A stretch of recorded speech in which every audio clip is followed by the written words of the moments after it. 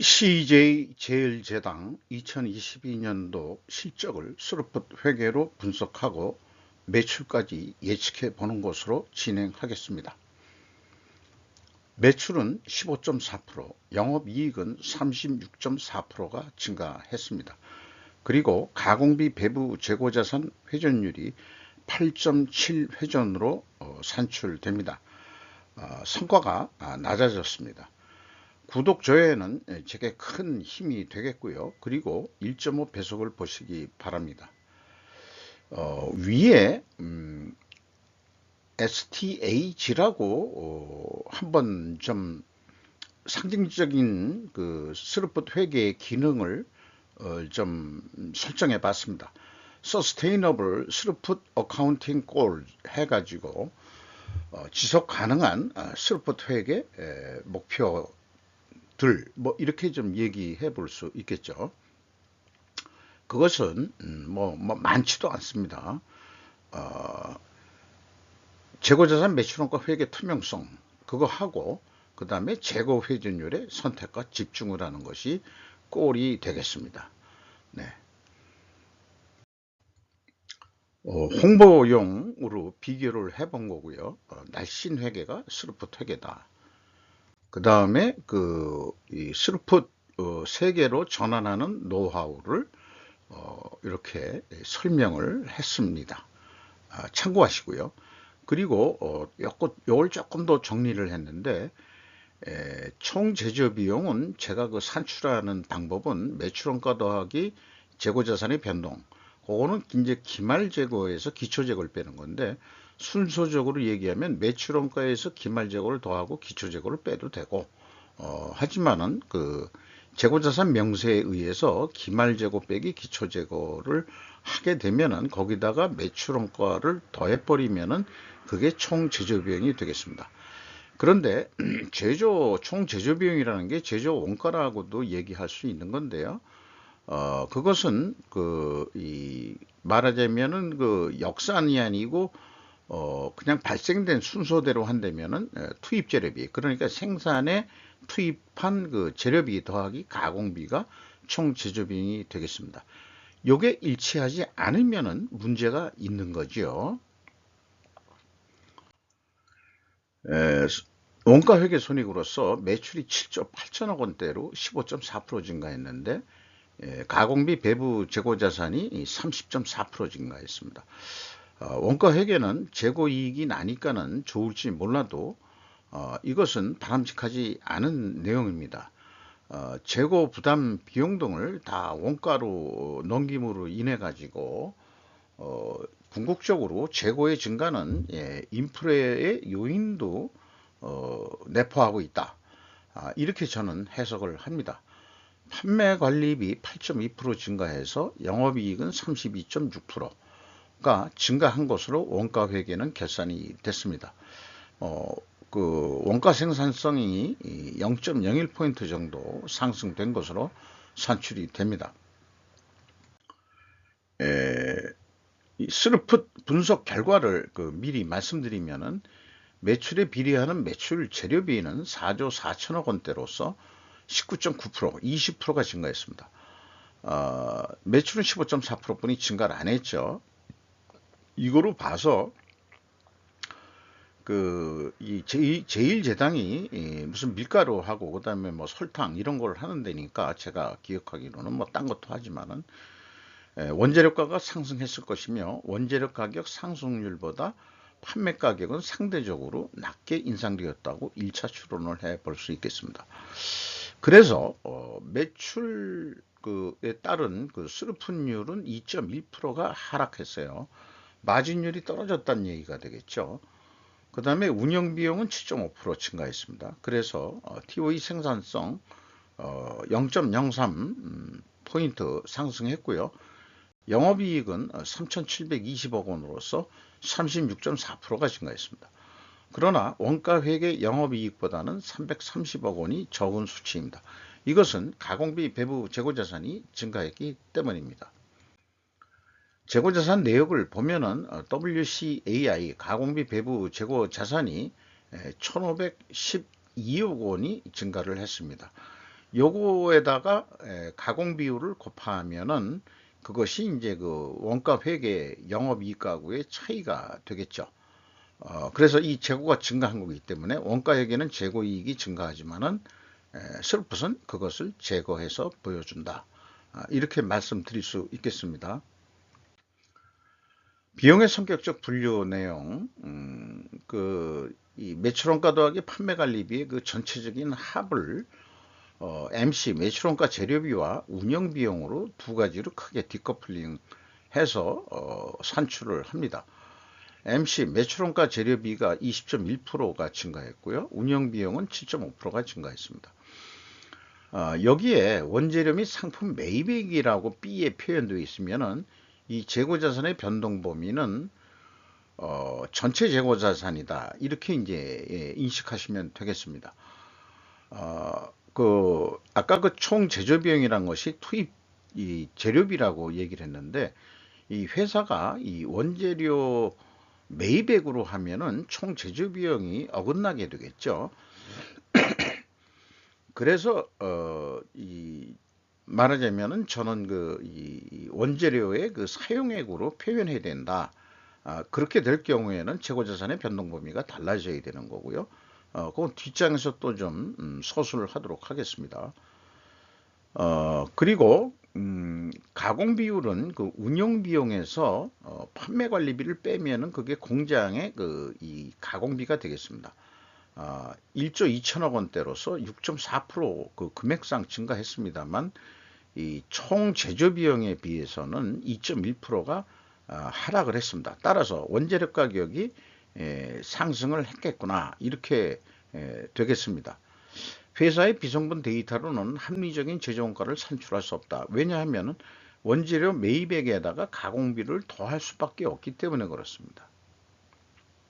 이게 이제 원재료 매입액이거든요. 상품 매입액 포함해 가지고 거기에다가 가공비를 더하면은 그건 총 제조 비용이 아니죠.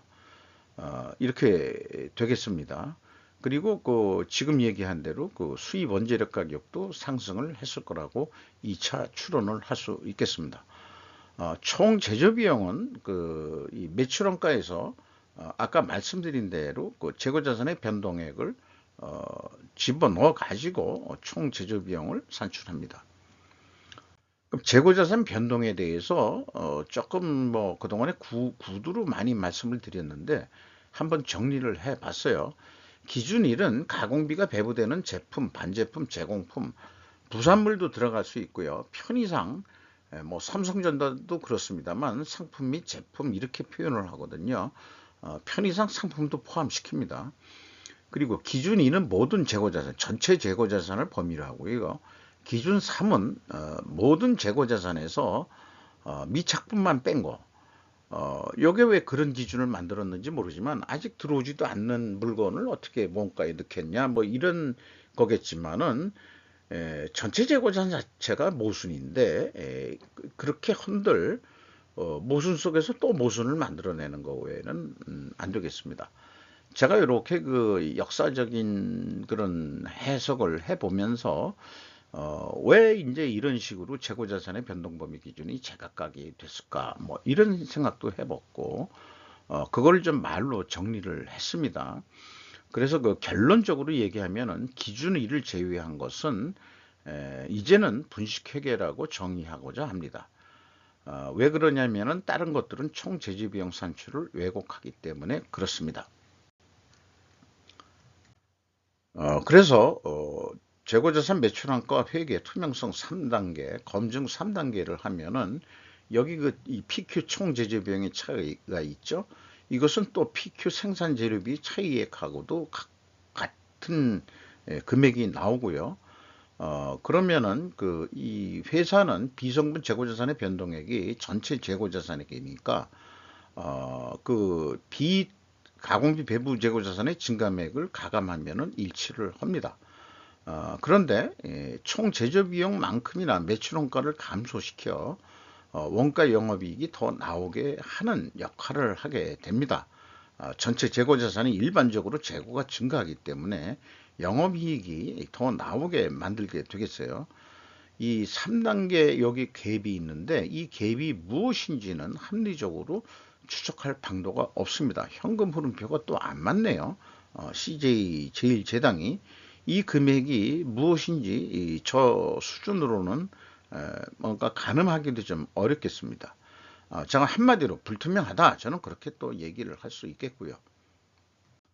운영 비용에서 그 인건비가 7,090억 정도가 집행이 됐는데 4.3% 증가했어요. 직원 수가 389명 증가했고 대단히 감사한 일이고, 일자리 창출에 대해서는 이 정도 그 인원 증가면 공장 증설 정도 있었지 않았겠느냐, 이런 생각을 해보는데, 평균 임금이 이제 뭐 신입 그 저임금 그 이 신입 사원들이 들어와서 그런지 평균 임금은 좀 내려간 거로 이렇게 산출이 돼요. 운반비가 11.3% 증가했고요.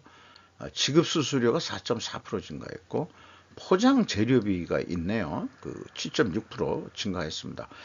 이 포장 재료비를 말하자면 그 재료비 성과에다 넣지를 않았네요. 포장 재료비도 뭐 재료비의 보조 재료비라고 해 넣을 수도 있는데, 그건 회사에서 기준을 정하기 나름입니다.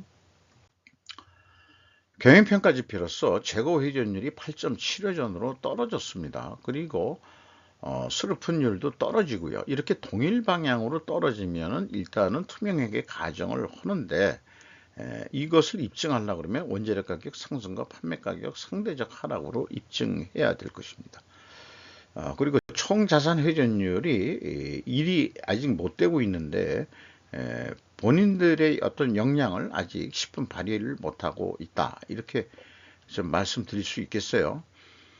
그래서 그 입증하는 원재료 가격 추이와 제품 가격 추이, 이거에 대해서는 제가 쭉 한 50개의 업체까지는 쭉 했는데, 이제 하다 보면은 원래 정확하게 하려면 가중평균을 해야 되는데, 이 공시하는 데이터들의 그 신뢰성을 좀 더 그 많은 기업들이, 또 잘하는 기업도 있지만은 대표성이 없는 것 같아요. 그래가지고 그것은 제가 이 말하자면은 그 검증하는 것은 안 하기로 했습니다.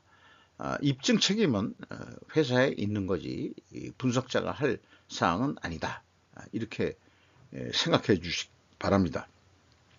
그리고 CJ 제일제당도 상품 매출이 좀 비중이 있는데, 원재료 가격 추이에 상품 매입 가격도 추가시켜야 된다. 그리고 또 아울러 제품 판매 가격에는 상품 판매 가격도 공시해야 할 것이다, 이렇게 좀 말씀드릴 수 있겠어요. 지금까지 얘기한 그 논리를 이렇게 그 논리 도구, 충분 조건 논리 도구에 표현을 해 봤습니다. 그리고 이 투명성 입증을 위해서 추가적인 어떤 필연적으로 존재할 그 증거, 이 두 가지 정도를 생각을 했고, 그 다음에 지금 재고자산 그 변동 범위, 이거 이 투명성 확보를 위해서는 WCAI로 재정립해야 된다는 것을 말씀드릴 수 있겠습니다. 현금 재무지표로서 캐펙스 자본적 투자는 1371억 원이 투자됐고요. 종속기업 비율은 60.6%, 50%가 넘으면은 지주회사 성격이 되겠죠. 60.6%니까 전년도는 거의 70%까지 됐는데, 왜 떨어졌냐 그러면 투하 자본이 증가했을 것입니다. EAT 새우 현금 순이익은 8,771억 원으로서 수익률로는 10%, 전년보다 1.1% 증가했고요. 채권자한테 9,100억을 추가로 차입을 했습니다. 그래서 레버리지율이 39.7% 증가했습니다. 비유동 자산 투자도 해야 되겠고, 재고도 증가하고, 돈의 수요는 있고 현금은 안 돌고, 그러니까 추가 차입을 한 것으로 이렇게 보입니다. 주주잉여 현금 흐름은 이익배당 성격으로 배당 압력을 꽤 받았던 거로 그렇게 이제 판단이 됩니다. 9번 FEM 최종 5,016억 원의 현금이 유출이 됐습니다.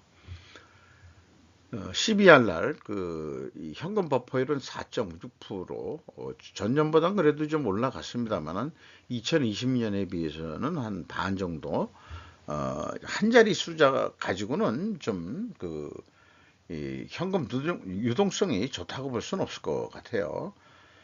이게 매출 수급률하고 상관관계가 있을 것 같습니다.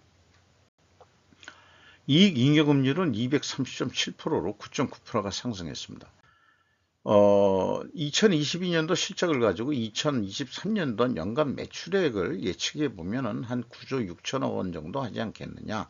9조 6천억을 하면은 재고가 30% 증가한다고 봐서, 재고가 증가하면 이렇게 처음 예상은 한 5,370억 정도인데 이게 7,282억 원으로 크게 뜁니다. 그리고 거꾸로 이 30% 재고를 줄인다. 판매액은 더 하지 않고 그러면은 영업이익이 반토막 나는 거로 이렇게 나오게 되겠습니다. 그게 이제 원가회계의 고질적인 문제를 또 이렇게 표현한 거고요. 이 슬프 관점으로 보면은 900 아니 9조 4천억 정도면은 충분히 될 것 같다. 이런 얘기고, 그렇게 하더라도 9조 4천억을 달성하더라도 한 8천억 정도는 이익이 난다. 근데 거기다가 재고 회전율을 9회전까지 2.9%만 성공을 시켜도 9,456억 원의 이익을 낼 수 있다. 그러면 아까 원가 회계 기준으로는 이거를 뭐 납품 계약 단가라고 비유를 해도 좋고요. 960만 원인데 940만 원으로 납품을 하더라도 20만 원 차이가 납니다만은 원가 회계 이상으로 영업이익을 낼 수 있다는 것이 스루프트 회계에서 강조하는 그런 내용이 되겠습니다. 그리고 주가는 6만 4천 원이 떨어져 가지고 시가가 한 1조 원 이상 날라갔네요. 뭐 한 3개월 정도 만에 그 정도 1조 원이 날라갔다는 얘기죠. CJ가 44.55% 지분 가지고 있고, 국민연금공단 들어와 있고, 외국 기업으로는 JP 모간 24.24% 지분을 소유하고 있습니다. 이상 마치도록 하겠습니다.